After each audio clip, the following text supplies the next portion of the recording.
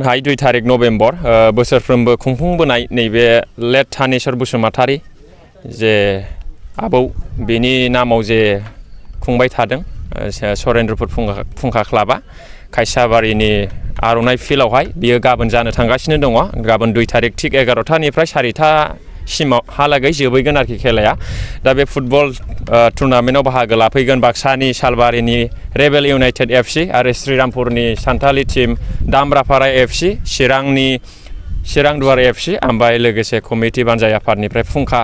club आरोखि मोनब्रैनि गेजेराव बादायलायनाया जागोन दा बेनिखायनो बे खायसाबारि गसाइगाव हालामनि रायजो राजा बिथांमोनखौ बयखौबो खावलायहरबाय लैहोर फैनानै नायफैदो औ आंनि गामि खाथियावनो जायो आरो मोसाखावरि हानजा फैगोन आरो मिस मनिषा मोसाहारि बिथाङाबो गाबोन नुजाफैगोन मोसाफैगोन आरोखि देलोंनो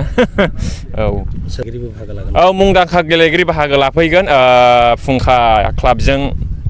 कमिटि बानजाय आफादजों फैगोन बेनो जाहैबाय जोंब्ला ब्रह्म बिथां जे रेनाउन्ड फुटबलार जोंनि BTC निफ्राय आरो बेजों लोगोसे मनबिर बसुमतारी रिसेन्टलि बिथाङा बिराद पपुलार जाबाय फुटबलनि बिथिङावहाय दा बिथांमोनखौ हांख्रायनाय जादों फुंखा क्लाबजों गेलेफैनो थाखाय बेनिखायनो नोंथांमोनखौ जोङो बिथांमोननि गेलेनायखौथ' नुबाय थाया बेनिखायनो बे खायसाबारि हालामनि सराइबिल जानालि ओरै कुसुगाव गसाइगाव मालागुरि श्रीरामपुर ओरै संकसनिफ्राय लानानै बे क'क्राझार डिस्ट्रिक्टआव खाथि खालायाव जेसेबां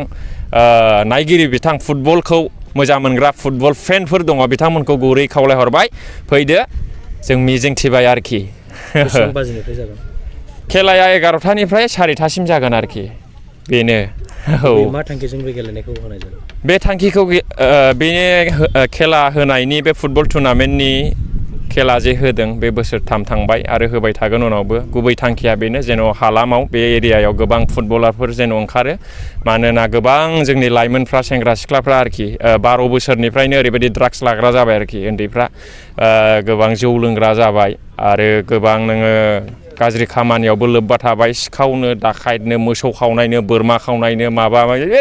बिराद माबा जाबाय ओंखायनो जोङो उन्दैफोरखौ आरो सेंग्रा सिख्लाफोरखौ जुदि जोङो बिदि खेला दुलायाव बा माबा मोनसे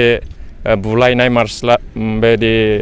रेसलिं माबा खारनाय बा माबा मोनसे बिदि गेमनि दुवारै जोङो बेस्थ' खालामनो हायोबा आं सानो जोंनि हालामा जायगाफ्रा सानसे माने लासैनो सोलायलांगोन आरोखि मानोना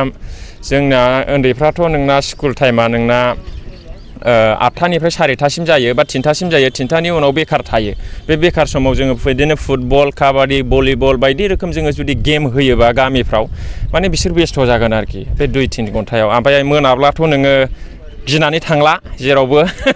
दा बिदि आरोखि दा मोनाबाय न'आव फैबाय लेखा फरायबाय स्टाडि खालामबाय ओंखायनो बे उन्दैफोरखौ माने सेंग्रा सिख्लाफोरखौनो बेखार दोननो नाङा आरोखि माने बेस्थ'आव दोनबाय थानांगौ जाय मानसिया बेस्थ'आव थायो उन्दै गिदिर बे साक्सेस जायो जाय बेस्थ'आव थाया बे थैजासिम बेखार जायो आरोखि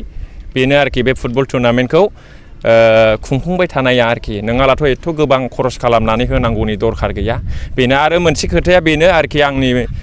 मोजां मोननाय आरो एडभाइस साजेसना आंनिफ्राय